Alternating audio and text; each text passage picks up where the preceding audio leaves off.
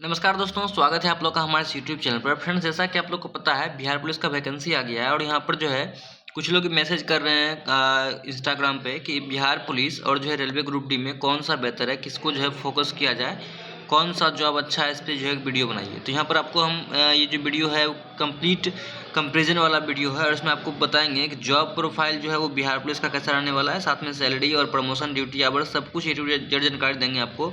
और बिहार पुलिस और वर्सेस जो है रेलवे ग्रुप डी, कौन सा बेहतर है, किसका तैयारी आपको करना चाहिए, किसको ज़्यादा फोकस करना चाहिए। तो चलिए वीडियो को कंप्लीट कर शुरू करते हैं। वीडियो कंप्लीट देखिएगा, चैनल पर नए चैनल को सब्सक्राइब कर लीजिएगा। यहाँ पर डायरेक्ट आपको हम लेकर चलते हैं उस पेज पर जहाँ पर कि पूरा इसका हम डिटेल्स में सब कुछ बताए हैं, सब कुछ दिखा रहे हैं आपको। तो देखिए यहाँ पर जो है एक साइड में बिहार पुलिस है और एक साइड में रेलवे ग्रुप डी है, दोनों का कंपेरिजन कर रहे हैं। सबसे पहले आप यहाँ पर लेवल का बात करें, लेवल से जो है आपका सैलरी डिपेंड करता है लेवल के ऊपर। तो यहाँ पर देखिएगा ये लेवल 3 का जॉब है बिहार पुलिस, जो कि यहाँ पर आपका 12th पास उसका क्वालिफिकेशन होता है। और साथ में आप देखेंगे रेलवे ग्रुप डी जो है वो लेवल 1 का जॉब है और इनके पहला लेवल यहीं से स्टार्ट होता है, लेवल 1 का ये जॉब है। और यहाँ पर ये आपका लेवल 3 का जॉब है बिहार पुलिस। ये 12th पास होना चाहिए इसके लिए, तो इसके लिए यहाँ पर जो है सिर्फ 10th पास ही क्वालिफिकेशन चाहिए। बेसिक सैलरी देखेंगे तो इसका 21,700 है और इसका 18,000 रुपया है। अभी पूरा डिटेल्स में सब कुछ आपको बताएंगे। प्रमोशन देखिएगा तो इस बिहार पुलिस में नहीं के बराबर है। नहीं के बराबर इसलिए है क्योंकि यहाँ पर आप बिहार पुलिस में ज्वाइन कर दें तो लगभग 25 साल आपको लग जाएगा, 30 साल लग जाएगा, तो आपको जो है 1 स्टार जो है यहाँ पर लगेगा। ठीक है, तो यानी कि इसका प्रमोशन समझिए आप नहीं के बराबर है।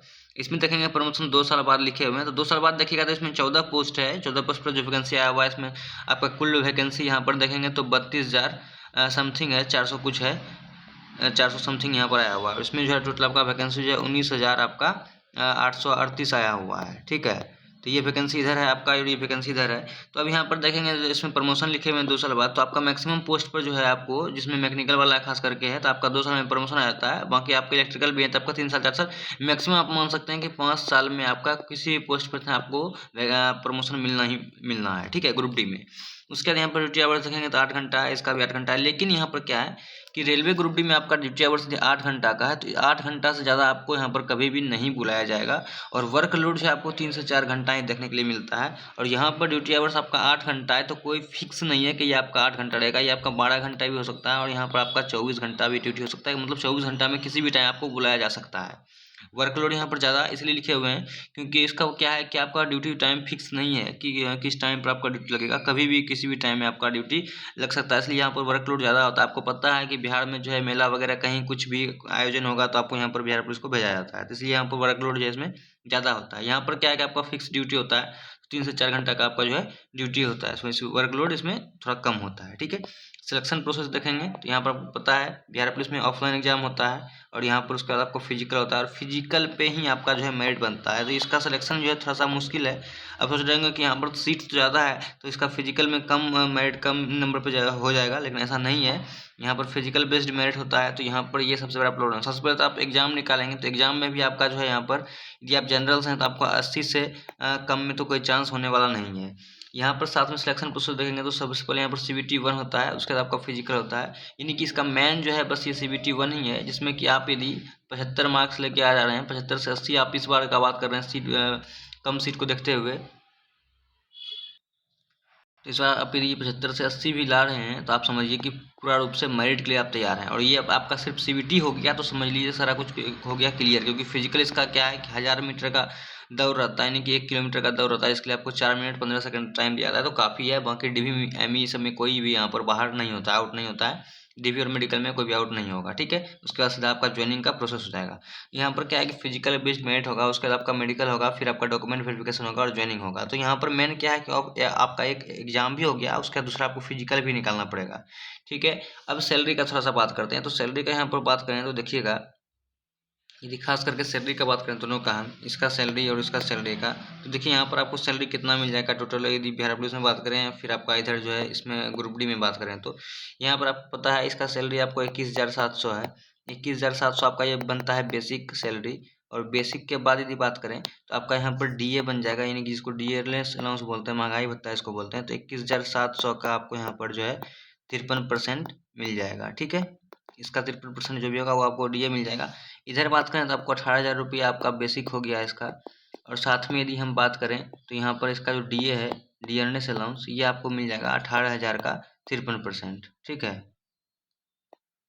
ये चीज़ तो यहाँ पर आपको लग रहा होगा अभी भी कम ही है, लेकिन अभी यहाँ पर देखेंगे जब यहाँ पर बात आएगा एचआरए का, यानी कि हाउस रेंट अलाउंस का, और इधर में भी आपका आएगा एचआरए का, हाउस रेंट अलाउंस का, यहाँ पर जो अच्छा खासा फर्क देखने के लिए मिलता है, क्योंकि यहाँ पर जो एचआरए 18,000 का कम से कम आप यानी कि कहीं भी रहेंगे, इसका सिटी पे डिपेंड करता है, तो आप कहीं भी रहेंगे तो आपको कम से कम 10% दिया जाएगा, और यदि वाई सिटी में आते हैं तो 20% दिया जाएगा, या फिर आप यदि एक्स सिटी यानी महानगर में आ रहे हैं तो आपको 30% तक एचआरए दिया जाता है। तो समझ सकते हैं कि यहाँ पर मैक्सिमम आपको 5400 रुपया तक एचआरए मिलता है। ठीक, यहाँ पर आप एचआरए देखेंगे तो एचआरए यहाँ पर आपका बहुत ही कम देखने के लिए मिलेगा। लगभग आपको जो है इसका यदि पटना जैसे सिटी में तो आपको लगभग 12% जो एचआरए देखने के लिए मिलेगा। हालांकि आपको हम पुष्टि करके कंफर्म बता दे रहे हैं एचआरए आपको कितना मिलेगा। अच्छा, अब यहाँ पर देखेंगे तो हम 12% बताए, जबकि यहाँ पर 12% नहीं मिलता है। यहाँ पर सिर्फ आपको जो है कितना मिलेगा, 10% ही यहाँ पर मिलेगा। ये भी पहले 8% था, अभी यहाँ पर 10% कर दिया गया है। मतलब आप यदि पटना शहर को छोड़ के कहीं भी हैं बिहार में तो आपको 10% जो है एचआरए मिलेगा। बाकी यदि आप पटना में हैं तो यहाँ पर आपको 20% एचआरए दिया जाएगा बेसिक का, यानी कि 21,700 का 20% दिया जाएगा।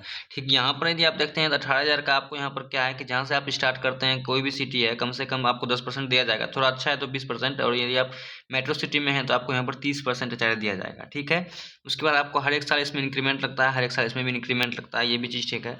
यहाँ पर क्या है कि मेडिकल के लिए आपको जो है साथ में एक मेडिकल अलाउंस भी दिया जाएगा, और साथ में आपको यहाँ पर जो है व्हीकल अलाउंस और यहाँ पर जो है ड्रेस का अलाउंस दिया जाएगा। ये चीज़ दिया जाएगा आपको इसके साथ में। और इधर देखेंगे तो इधर आपको मेडिकल जो है पूरा का पूरा फ्री होता है। रेलवे मेडिकल में आप कहीं भी दिखा सकते हैं, ऑल इंडिया कहीं भी।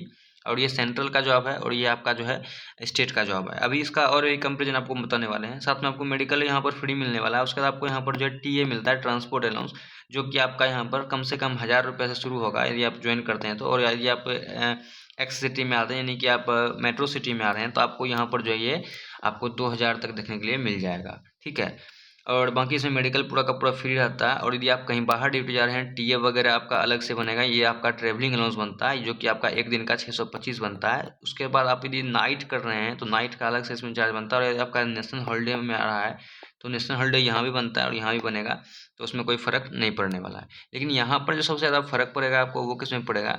अभी आपको पता है कि जो है यहाँ पर 8th पे कमीशन आने वाला है। 8th पे कमीशन जैसे ही आ जाएगा, सबसे पहले सेंट्रल में जो है वो लागू होगा। तो ये सबसे बड़ा बेनिफिट होने वाला है कि यदि आप यहाँ पर जो है रेलवे ग्रुप डी को ज्वाइन करते हैं तो सबसे पहले सेंट्रल में जो है लागू होगा 8th पे कमीशन। और ये आने के बाद जो है सैलरी में अच्छा खासा उछाल देखने के लिए मिलेगा। और ये लागू होते ही सबसे पहले सेंट्रल वाले में, यानी कि आपको ग्रुप डी में, आप यदि रेलवे में ग्रुप डी में भी हैं तो आपको यहाँ पर देखने के लिए चीज़ मिल जाएगा। और ओवरऑल जैसे ही प्रमोशन होगा इसका, जैसे ही आप लेवल 2 पे चले जाएंगे तो लेवल 2 पे ही इसका सैलरी जो है 19,900 पहुंच जाता है। लेवल 2 पे जैसे आप जाते हैं तो लेवल 2 पे जाएंगे तो यहाँ पर आपको सैलरी में उछाल देखने के लिए मिलेगा, जबकि यहाँ पर सिर्फ और सिर्फ इंक्रीमेंट मिलेगा। और यहाँ पर आपको टीए बनता है, यहाँ पर टीए नहीं मिलेगा। ओवरऑल देखेंगे तो सैलरी आपका ग्रुप डी का ज़्यादा हो जाएगा। और खास करके यदि ग्रुप डी में असिस्टेंट वर्कशॉप में आ गए तो आपको यहाँ पर सैलरी बहुत ही ज़्यादा देखने के लिए मिलेगा। जैसे कि हम असिस्टेंट वर्कशॉप में हैं, आप चाहें तो इस चैनल पर सैलरी स्लिप लगाया हुआ है मेरा, आप देख सकते हैं कि सैलरी जो है अब भी कितना बन रहा है, जबकि लेवल 1 पे है। तो सोच लीजिए इसमें लेवल 2 पे चले जाएंगे तो फिर लेवल 3 4 पे जाएंगे तो कितना बन जाएगा। ठीक है, तो ये चीज़ आप समझ सकते हैं। 8th पे कमीशन जैसे ही आएगा यहाँ सेंट्रल में लागू हो जाएगा। जबकि यहाँ पर ये बिहार पुलिस का यदि बात करें तो 8th पे कमीशन आने के बाद भी कम से कम यहाँ पर जो है बिहार पुलिस में ये चीज़ लागू होने में आपका 1 साल का टाइम लग जाएगा। ठीक है, तो ये यहाँ पर जो है नुकसान होने वाला है और यहाँ पर ये बेनिफिट होने वाला है। तो अभी आप पूरा का पूरा कंपेरिजन जो है समझ में आ गया होगा अच्छे तरीके से बिहार पुलिस को। और इसमें आपको आसानी से यदि एक बार मेहनत करना है तो अच्छे तरीके से आप रेलवे ग्रुप डी के लिए मेहनत कीजिए, इसमें आपको परेशानी नहीं होगा। बाकी जिसको वर्दी का शौक़ है और आपका जो है अपने बिहार में रहना चाहते हैं तो आप कर सकते हैं। बाकी बिहार में रह के आप ग्रुप डी भी कर सकते हैं, लेकिन इसमें ये एक बार मेहनत करना पड़ेगा, सीबीटी क्लियर कर देंगे। इसमें आपका जहाँ पेपर लीक का मामला आता है तो इसमें आपको कोई भी पेपर लीक का मामला नहीं देखने के लिए मिलेगा। तो ये चीज़ उम्मीद है सब कुछ आपको अच्छे तरीके से समझ में आ गया होगा। आज के इस वीडियो में इतना ही। यदि आपके मन में कोई डाउट चल रहा है या फिर आप कुछ बोलना चाह रहे हैं, बताना चाह रहे हैं, तो आप कमेंट करके जरूर बता सकते हैं। मिलेंगे नेक्स्ट वीडियो में नए टॉपिक के साथ, तब तक के लिए जय हिंद।